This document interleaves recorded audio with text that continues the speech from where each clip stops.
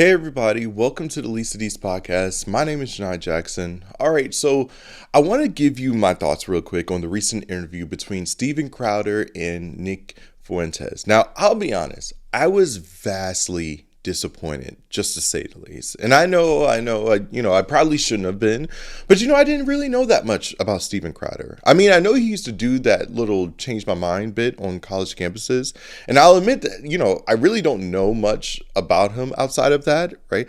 I know that he's a right-wing political commentator who claims to be Christian and, of course, used to debate kids on college campuses, but outside of all of that, I really don't know that much about him.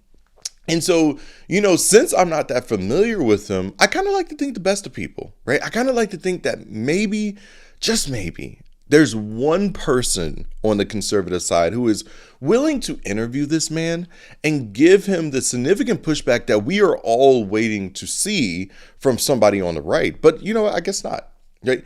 I guess that's just stupid old me having wishful thinking, right? I guess apparently this is what the right has just become. I guess everybody on the right is really only bold and brash whenever they're confronting individuals on the radical left. But the minute that they have to confront somebody on who finds himself on the far right, now that's when everybody wants to be suddenly meek and mild. I guess that's what it is, right? Now, I don't know about you, but I'm sick of it. Right? I'm sick of this nonsense. I'm sick and tired of hearing these right-wing pundits get up on their platforms and presenting themselves as though they are so much better than their left-wing counterparts. Like, can we put an end to that narrative right now? Because they're not. And I'm glad the world is getting a chance to see this in real time. And you know what frustrates me the most is that most of these right-wing commentators claim to be Christian. I mean, you hear it all the time whenever they're critiquing the left. I mean, if it's one thing that they are not going to forget to mention, if it is one thing that they are going to say on their platforms, is that they love appealing to the Judeo-Christian values that apparently established this nation. But clearly, we see now that whenever it's the moment to apply that same standard to somebody else on their side or to themselves, well, now everybody goes radio silent. Now all you hear is just crickets. And that's what we're going to see today. More crickets from another supposed Christian right-wing commentator with good old Nick Fuentes, right? I don't know why Nick Fuentes seems to be everybody's kryptonite, but, I guess that's what it is. And so let's just go ahead and start with the very first moment that made my jaw drop. Because honestly, I don't even know where to begin with this one. But I don't want to spoil it for you. Instead, let me allow the clip itself to show you exactly what I mean. And so here's that moment. I appreciate the Christmas decor. A lot of people don't do that. Let me get this just out of the way really quickly. Obviously, on X, and that's a win. You're back. Nicholas J. Fuentes. It's America First on Rumble weeknights, right?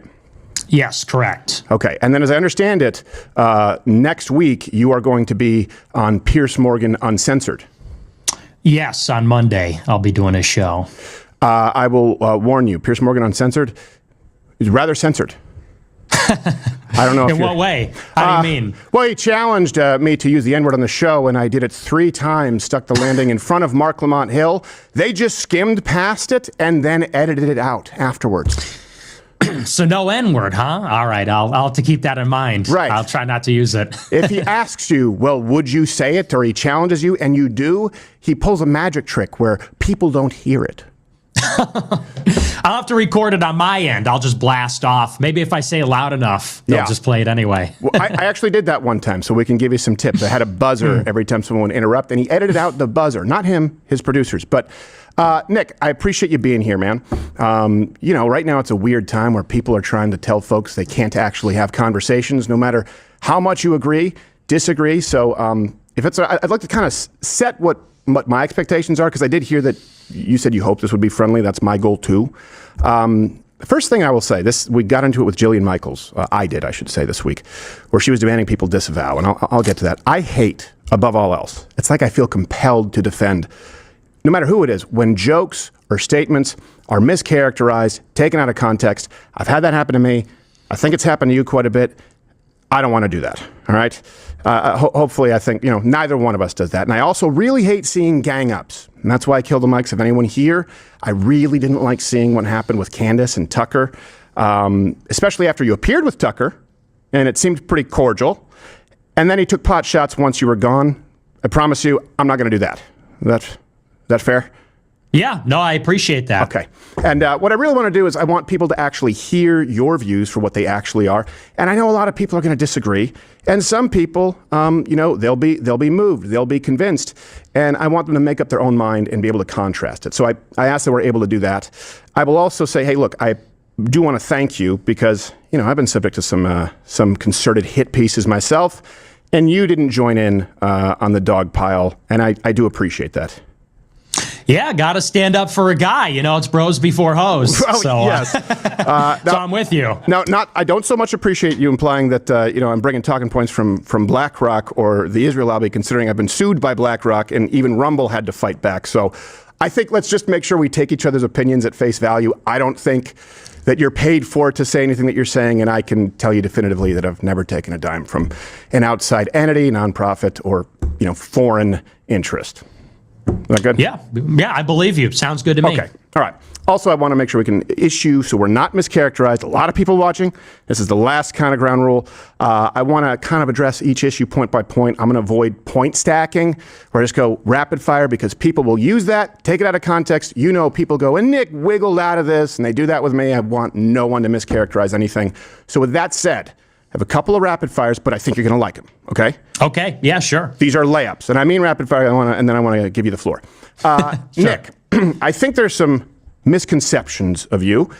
I've heard this said. Can you clear the air? Nick Fuentes, do you hate all Jews, sir? No, I don't. Okay. Do you consider yourself an anti-Semite, a noted anti-Semite? No. Okay. Clears that up. Do you believe that white people are superior to all other races on the planet? No. Okay. Do you want to eradicate all non-whites from the United States? No. Okay. Well, Barry Weiss will be very happy to hear that. No doubt she's watching. And then because this happens a lot, right? It's Tucker did this with you. Fed. Nick Fuentes, are you in fact a Fed? No. Okay. I'm going to get through these rapid fire really quickly. They're actually, there's not much. So this week, Jillian Michaels will be on the show next week while you're doing Piers Morgan Censored. And she said that we need to disavow you, and specifically said you had said that women either want or need to be raped. Now, I looked for this. I have not found as a matter of prescription from you, correct me if I'm wrong, that you believe women should be raped as a matter of policy. Do I have that right? Yeah, you're correct on that. Yes. Okay. All right. So she's wrong. She's just an angry lesbian. Got it. Now, finally, this one might surprise people because I know you and Charlie Kirk were sort of rivals, as you've described. Been a lot of controversy floating around that, and people often say that you blame the Jews for everything. Do you believe the Jews killed Charlie Kirk? That's one of the conspiracies out there right now. What's your position on that? I don't believe that. As it stands right now, I think it was Tyler Robinson. Yeah. Yeah, okay, me too. And if there's something else, I hope that we find out. But I think a lot of people would just sort of toss you in that lot. Okay, I think we've cleared that up. So, look, there's some people who might be new to you here. I know you've told your story quite a few times. Some people here may not have heard your background. Tell folks out here your story. How did you come to your current positions? Well, I appreciate the rapid fire intro because that is my reputation. That's what people say is that I'm pro-rape, want to kill everybody, whatever. So I told you you'd like them. Audience. Yeah, I did, and I appreciate the opportunity because my audience knows that, but maybe your audience might not, or other people might not. So I actually appreciate that. All right, so before we start to talk about the content of this exchange, or really the lack thereof, can we just acknowledge how childish this all is? Like, you almost forget that these are two grown men for a second, because literally, Steven Crowder starts this exchange by bragging to Nick Fuentes of all people, that he accepted a dare from Piers Morgan to say the N-word. And he's like, see, Nick, I did it, right? Piers' team blurted it out, but I told you that I could do it, right? Am I cool now? Like, that's literally what we just saw transpire, is it not? I mean, how old are we really? And I know what many of you are going to say. Some of you are probably going to point out that, well, Stephen wasn't bragging, Jayni, right? He was just making a point that he doesn't kowtow to the left. But one, I just want to point out that's super dumb, right? But, I know there's going to be some other people who are going to say that, but Jayni, black people say the N-word all the time. So if they can say it, why can't we? And so, since I know that some of you are probably going to say that, let me just take a moment to address that idiocracy for a moment, which I can't believe I need to give this lesson in Big 2025. But you know what? Here we are. You see, the fact of the matter is that no one should be saying the N-word, period. Not black people, not white people, not anybody else. Nobody should be saying it. Now, I know there are going to be some black people that will disagree with me and would like to argue that we're reclaiming the word. But I just want us to think about the stupidity of that logic for just a second. You see, you cannot reclaim evil. You cannot take a word that has been used to degrade and to dehumanize you for centuries and then magically transform it into a term of endearment, right? That's not how language works.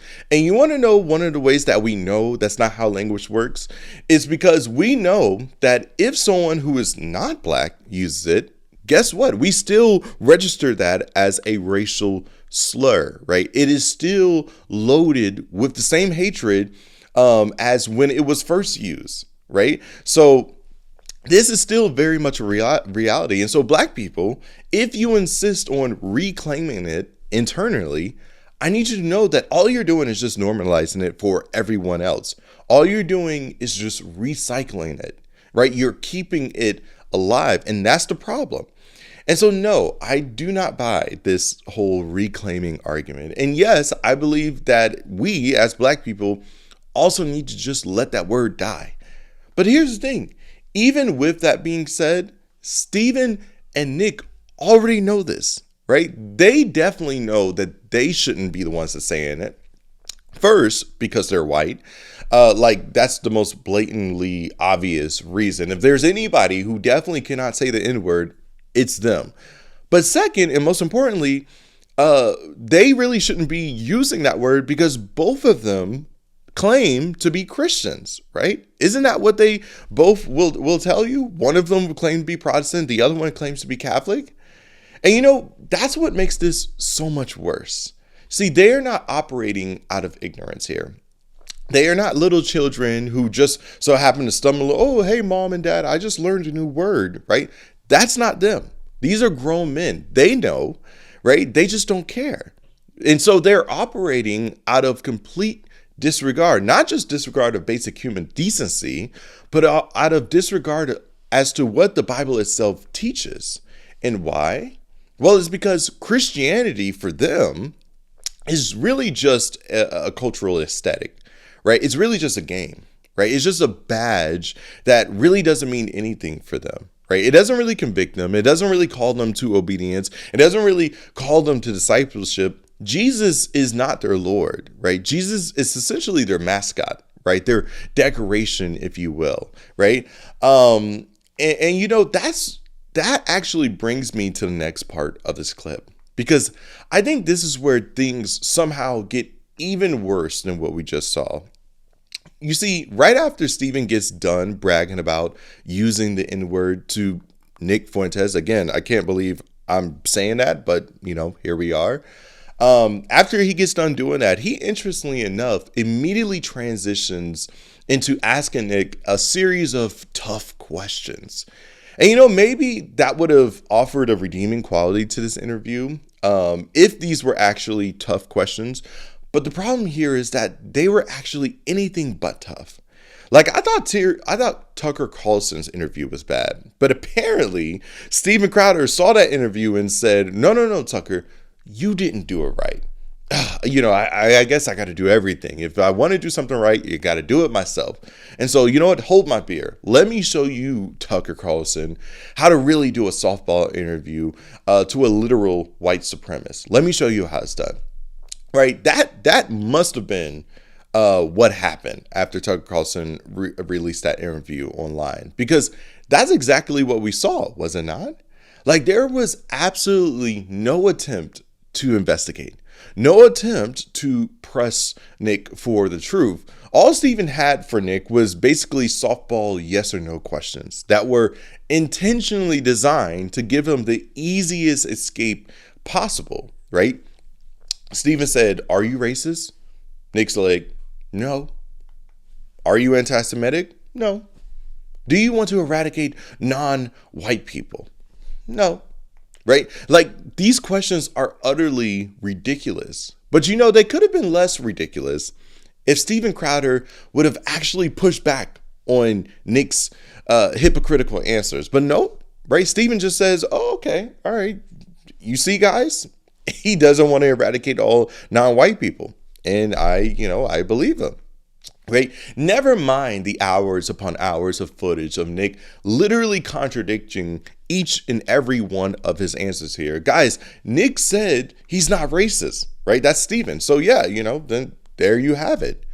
Like, Steven must really think we are literally just dumber than a box of bricks, right? He must really think that we don't know that this is literally Nick's MO, right? Everybody knows that Nick is one way in these interviews and another way on Rumble, right? Coleman Hughes and John from What Do You Mean actually did an excellent job exposing this pattern, right? It's two separate videos, by the way. They did two separate videos. And I actually recommend that you go and check out both. They're done very well. But even if Steven never saw one of those videos, he already knows this. I mean, the receipts are everywhere. I literally stumbled across Nick Fuentes literally on Instagram. I don't know why my algorithm was trying to feed me Nick Fuentes content, but neither here or there. So literally, I know Steven knows what he actually has said on Rumble, right? You literally have to be living underneath a rock not to see it. I mean, the pattern is too well documented at this point.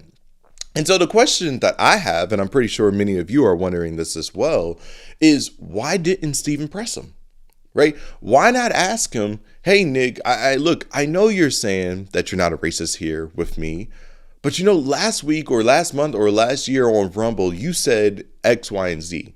And so which version is the truth, right?" Why not ask Nick, "Hey, are you lying now or were you lying then? Like, which one is it?" Right? Why not confront the two-faced persona everyone knows is a deliberate strategy? Because it's not like Nick has ever repented of any of this. It's not like he has ever retracted or walked back any of these statements. And so, Steven, why are you not pressing him on this? Well, I think the answer is actually very simple. Steven didn't want to. He didn't want the smoke. He didn't want the backlash. He didn't want Nick's little cult swarming him. And I think we're about to see that is abundantly obvious, right? And he didn't want to jeopardize the views and attention this interview was going to bring to his platform, right? That's why he knows or is probably aware that many of his followers are groypers themselves.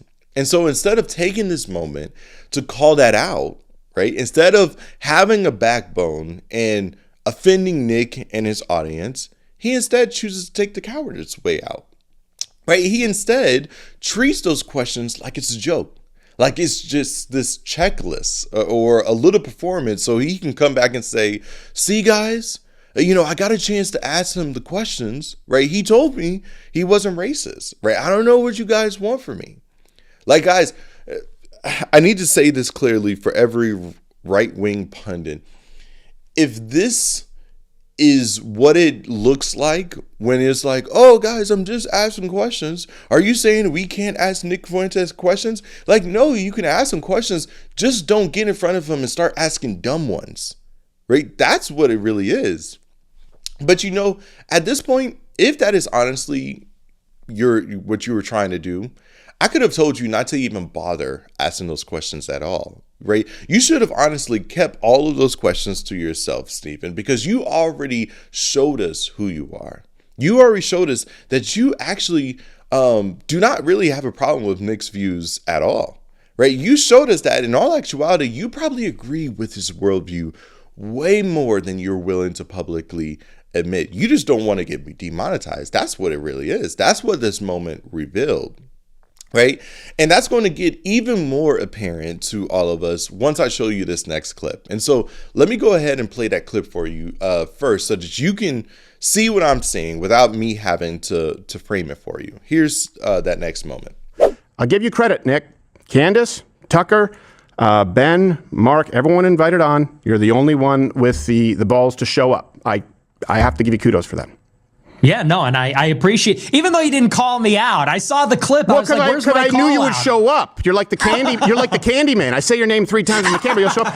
No, but we did reach out. I said we didn't want to because we didn't want it to be a conflict. We had already communicated, or my producer had, and I didn't want to call you out as though you were ducking. Those other people have been ducking. Oh yeah, totally fine. No, and I'm here, and I appreciate the opportunity to speak with you. And I think we agree on. Maybe this is going to sound like I'm kissing your ass a little bit, but I do always feel like you were less bad than all the other people in the conservative movement. That's high praise.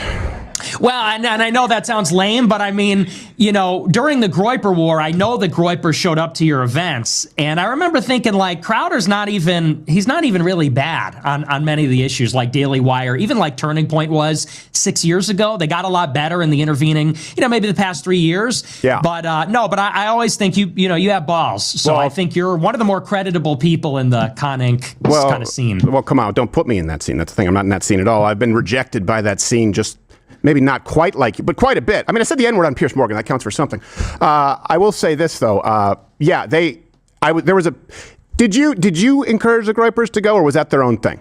That's just to clear the air. I don't know. It was so long ago. You were not one of our major campaigns. We were really focused on Turning Point. So you might have been on the calendar. We threw together a calendar and said, these are all the speaking events in the fall, but we were really focused on Charlie Kirk more than anybody. All right. Well, then could you give me a word that you're not going to send them to like stand-up events going forward? Well, I didn't send anybody to a stand-up thing. Well, it was like an event, but I was just basically I was dressed like Che Guevara, like it was a Halloween. It wasn't the same kind of thing as Ben Shapiro. It might have been Brett Kavanaugh with a beer helmet. Like, it's not the same kind of show. Sure. Yeah. No, I won't send anybody your way. Right. I promise. Because here's a funny story before we get into it. Because the Groypers back then, they kind of had like rankings. Do you remember that? Do you remember this? Okay. Oh yeah. So who could forget? Okay. So you do remember. So I'm glad we're able to talk about this because, and by the way, we'll post all the videos and links, like references, in the description. So if we have a clip or some people can see the whole context. I believe it was at SMU, and I knew they were coming because I was posted on this calendar. And so again, the same way I infiltrated ANFA, I knew every single one of them, and I knew they had rankings. I don't remember. Maybe it was like Private Admiral, something like that. But here's how I kind of also, it was a little bit of a mind trick, so you'll appreciate this. It was nothing super bad. I said, okay, everyone who agrees with me, you line up on this side of the auditorium. It was like 2,500 seats. Everyone who disagrees here, we're going to go 1 and 1. And I saw all the Groypers line up, and they were supposed to go in a sequence, like private to general. The last second before we go, we have to change something in the venue, and we swapped the lines so that the wrong guy went first. And I remember in your groups back then, or not your groups, but whatever the Groyper had a Facebook group, one of them said, did you see I asked a question last night? And they were like, you were a stuttering, disgraceful fool. You are not amongst us. And they booted him. They drummed him out of the corps, and then it was off the list. So, I remember we had generals. We didn't have, maybe they did that on their own. We had generals, and it was sort of tongue in cheek. We were a little ironic about it, but but I remember the tricks you guys were pulling. It was pretty, that was pretty clever. I'll give you that. It was pretty clever. That was a good counteroffensive. You were tricking, and we were tricking, and the truth is I just wanted to do some fun stuff. Sure. All right. So since we got through that, look, America first. I identify as a conservative, as a nationalist. I wear that since it became a pejorative. Like, I thought that was sort of a default thing for America. So you wouldn't hear me saying nationalist until people were like, nationalist means you're a supremacist. I'm like, well, okay, well then I'm a nationalist. Now I have to claim it because of course I want America to do best. Since you, I know, are very clearly America first, let me ask you, what do you love most about America? All right. So now let's talk about what we just witnessed there, because I think we all know that this clip here is devastating, right? It is revealing. And honestly, it might be the saddest moment in this whole entire interview. You see, I don't know about you, but I know the very first thing that jumped out to me is just how comfortable Nick is when he tells Steven that he has always seen him as less bad than everyone else in the conservative movement, right? In other words, he basically said to Steven, hey, Steven, you and I, we're actually pretty aligned. And you know what Steven has to say about that? Does he push back on Nick's perspective at all? Right? Does he say, hey, oh, hold on now. Let me make this thing crystal clear. We are not the same. Does he do any of that? Does he clarify that he does not share the same worldview of a man who openly praises Hitler, who promotes things like white nationalism and leads a cultic following? Does he do any of that? No, absolutely not. Instead, do you want to know what Steven says after Nick gives him that comment? He smiles. He nods along, right? He eats it up like it's a compliment. Because the truth of the matter is, to him, it is a compliment, right? He likes being vindicated by people on the far right. He likes being seen as one of the real ones, as Nick puts it, right? He likes the idea that he's on the inside with the extremist crowd, right? That's what we just saw here.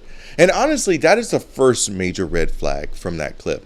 Now, the second red flag, which I think is the bigger one, is actually what comes right after that exchange. You see, immediately after that comment, Nick then goes on to start to describe how his cultic followers, the Groypers, have literally targeted the people that he deemed was against their movement in the past. And to be honest, I think they still do it now. And do you want to know what Steven's response to that was? Well, I'll tell you that it wasn't to confront Nick by saying, hey man, you know that's unhealthy, right? Or it wasn't to say, hey, Nick, you know what you're leading is not okay.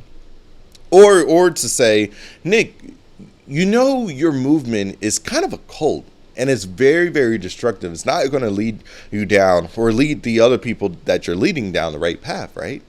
Nope. Steven doesn't do none of that. Instead, you want to know what he does? Right? Instead, Steven essentially begs Nick, hey, man, right? Just don't send them after me, please. Right? That's all Steven cares about.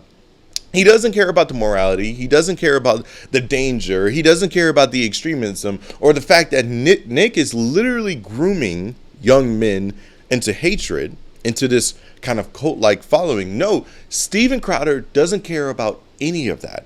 Instead, all he cares about is just them not bothering him when he's doing stand-up comedy shows.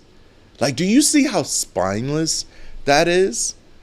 And you know what's even more ironic about all of this is really that Steven literally built his entire brand on being louder with Crowder, right? He built his entire identity on being this brave person, right? This unfiltered person, this fearless conservative warrior taking on the woke left. And now we see the one person who can silence him. Now we see the one person who Steven Crowder cowers to, and that is Nicholas J. Fuentes, right? A guy who literally does shows in his mother's basement, right? A guy with literally no real power outside of the internet. A guy who runs a cult of isolated young men online, right? That's the guy, right, who Steven Crowder bows to, right? That's the guy who literally reduces Steven to just saying, hey, could you just not send them to my shows? As if he's asking a neighborhood bully not to slash his tires again. But you see, I don't think that this moment just exposes Steven here. In fact, I actually think it exposes the entire conservative ecosystem right now. Because Steven is not an anomaly here. He's actually the pattern. Candace Owens? Well, Nick calls her inferior to her face. And literally she goes about the whole entire interview just quiet as a mouse, right? While when Candace Owens is with TPUSA or anybody on the left, right, she's bold, she's brash, she's in your face. But with Nick, she's like, I don't know why you're getting defensive, right? Or how about Tucker Carlson? Well, Nick tells him to his face that he admires Stalin. And you know what Tucker Carlson's response was? Oh, we'll circle back to that, right? Right, and then he starts to talk about, to Nick Fuentes of all people, how he hates Christian Zionists, as if that's somehow helpful to anyone. Or how about PBD, right? Well, at least PBD actually does show Nick a few clips, right, of like racist things that he said. But even he still struggles to tiptoe around just calling Nick's racism, well, racism. Or how about Matt Walsh? Well, we know what he thinks, right? All he has to say about Nick Fuentes is, hey, we should all band together so that we can fight the real enemy, who is the left, right? As if Nick is going to help anybody to defeat the left, right? Or how about Michael Knowles? I don't even recall him saying anything about Nick Fuentes. And how about Megyn Kelly? Actually, let me not even get started with Megyn Kelly, right? Because apparently she suddenly doesn't know anything, right? She doesn't know anything about Candace, about Tucker. She doesn't keep up on the internet when it comes to those on the right. But the minute that it's about the left, she has about 30, 50 episodes on it, right? And she's in your face, she's cussing, she's just livid. Immediately when you bring up a topic that's about the left. But if it's about the right, she's like, oh, I don't know who's Nick Fuentes. I'm old. I don't know anything, right? And that's just the problem. You see, everyone on the right suddenly becomes soft when it comes to Nick Fuentes. And what's worse is that each and every one of them claims to be Christian, right? Well, maybe with the exception of PBD. I really don't know if he's Christian or not. I don't think he's Christian, but I could be wrong on that. You see, each and every one of them, though, claims to fight evil, to call out darkness whenever they see it. But now we know that apparently that only applies whenever the darkness comes dressed in rainbow flags, right? But they get silent whenever the darkness comes dressed in khakis and holding a crucifix. And you know what? That's why this clip matters. You see, it's not just about Steven Crowder being weak in this moment, although he was, make no mistake about it, he was extremely weak in this interview, right? But rather, it's really about the right being as morally bankrupt as the left. You see, if the left can't answer the question, what is a woman, then the right can't answer the question of what is a race or who is a racist. And so what do we do with all this, right? Where do we go from here? Because it is one thing to watch Steven Crowder fold under zero pressure, right? It is one thing to watch Nick Fuentes manipulate yet another platform without even trying, really. But the real question is, and the one that actually matters, is what do we do now, right? Now that we have seen the pattern, now that we know the problem, what will be our response? Well, I have two people I want to kind of talk to in this moment. Look, if you're not a Christian, but you lean to, conservative, I want you to ask yourself a very serious question. Is this what you want? Is this the conservative movement you envision? Is this who you want shaping the future of our country? Right? Is this who you want to align yourself with just because you dislike the left? Because let's be honest, that is the only glue holding this thing together, right? It's not shared morals. It's not truth. It's not integrity. It's not even a healthy vision for the country and even basic courage at this point. It's literally just, well, at least they're not the left, Jayni. But I'm sorry, but that is not a worldview. That is not a solid foundation. That is not something you build a society on. That's just desperation disguised as conviction. You see, what good is a movement that refuses to confront evil when evil is wearing the same jersey, right? What good is a movement that shouts at the left but whispers at the right? What good is a movement that collapses in the presence of someone like Nick Fuentes? Look, it doesn't matter if you're a Christian or not. You can see the hypocrisy. You can feel the rot, right? I know that you can sense that this is not strength. All this is literal insecurity wrapped in bravado. All it is that it just tells us that the right wants to be outraged what they want to be outraged by, right? But they have literally no spine whenever it comes to actually calling out evil wherever they see it. And so I want you to be real with yourself and ask yourself, is this really what you want to preserve? Is this the version of the America you're fighting for? Is the goal simply to defeat the left? Right? Because I guess according to Matt Walsh, it is. Right? Even if it means partnering with racists and cult leaders and just bad faith actors. You see, if your movement cannot hold its own people accountable, then it is not a movement worth defending. I'm sorry. And so that's my message to non-Christians. But now I actually want to speak directly to Christians for a moment, right? Especially Christians who find themselves connected with this conservative movement, because this is a moment of self-reflection for us as well. You see, I need us to ask ourselves, why are we trying to align ourselves with this nonsense? For years, I heard people say, conservatism is the Christian side. That the right is God's team, that if you're a believer, you automatically vote red. It's not even a question. But look at what we just saw. Look at what this movement has become.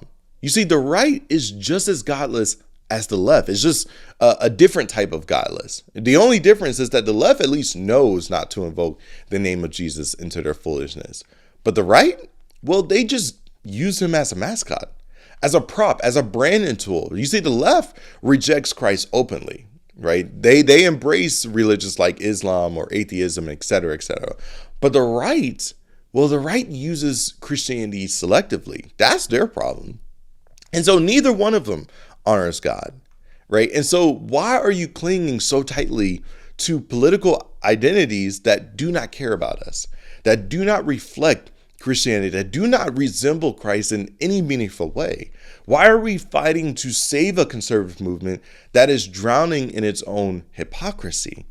You see, I want to propose something better, right? Something much simpler, something ancient, actually. How about we just be Christian? Is that not enough? Is the kingdom of God not sufficient enough for you? Is the Great Commission not compelling enough? Because here's the truth. The left is not our enemy. The right is not your enemy either, right? Both are your mission field. You see, what's unfortunate about all of this is that I've seen so many Christians spending the last decade yelling at the left for acting like sinners, as if sinners sinning is somehow a shocking revelation to anybody. Meanwhile, we're over here turning a blind eye to the right because, well, at least they're not the Democrats. And in the process, we have abandoned the very thing that Jesus have left us to do, which is to go out and make disciples of all the nations.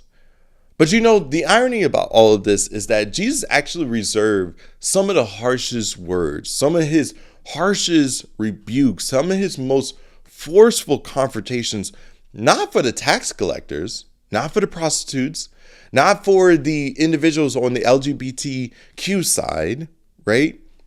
But for the Pharisees, the religious hypocrites, the people who say, Lord, Lord, but actually bore no resemblance to him, right? He flipped the tables on those people, the people who weaponize God's name for their own power, right? He had more respect for the sinners who at least knew they were sinners than for the religious voices who preached holiness while living in hypocrisy. And so you tell me, who does that sound like today? Who actually claims to be Christian but brags about using the N-word, right? Like who does that fit? Whose bill does that fit? Because I'll tell you one thing, it's definitely sure not the left. You see, this interview reveals exactly who Jesus would be flipping the tables on in 2025, right?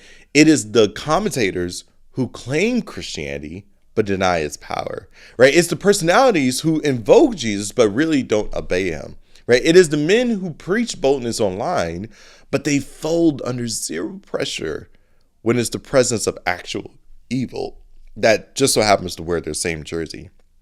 My friends, it is time to wake up. It is time to step away from this nonsense. It is time to stop acting like Christianity needs conservatism to survive, right? The kingdom of God does not need this nonsense. It doesn't need Democrats, and it sure doesn't need Republicans to advance. All it needs is just faithful, obedient disciples that are willing to minister the gospel to both. And so let's set aside this political idolatry. Let's set aside this moral cowardice, and let's just embrace the only identity that Jesus actually left us with. Let's just be Christian.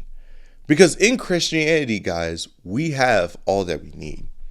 But all right, guys, that's the video. If this video was helpful, please be sure to like, share, subscribe, do all that good stuff, as it really does help the channel out a lot. And as always, guys, I want to thank everybody for watching this video. But until next time, guys, peace.